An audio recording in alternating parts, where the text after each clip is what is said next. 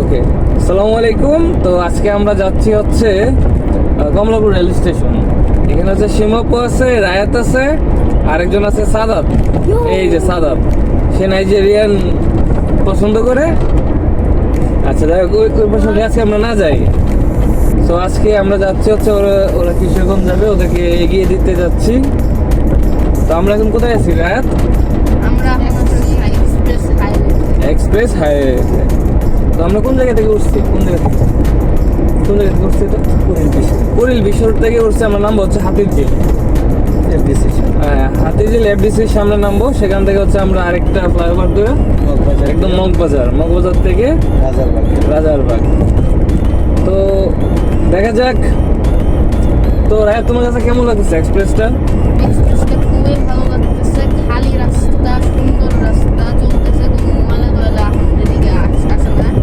আমার লাগতেছে ভবিষ্যতে এটা আইদার ইমপ্রুভ করবে অথবা একটা ইমপ্রুভ থাকবে। কিন্তু আমি বুক করি যে এটা ইমপ্রুভমেন্ট।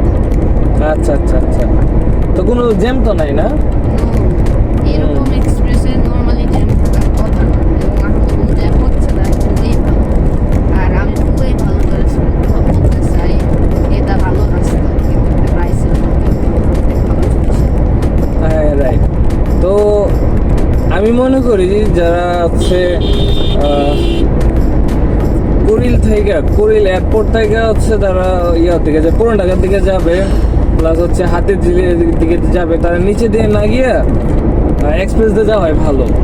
কারণ 80 টাকা এক্সপ্রেসের নেই, আর যেখানে নিচে দিয়ে যাইতে হচ্ছে প্রায় 2 ঘন্টার মতো লাগে। 2 ঘন্টা প্লাস জ্যাম, মানে একটা হ্যাচাল। সো 80 টাকা দিয়ে হইলেও আমাদের আসলে এক্সপ্রেস দিয়ে যাওয়া উচিত। হ্যাঁ,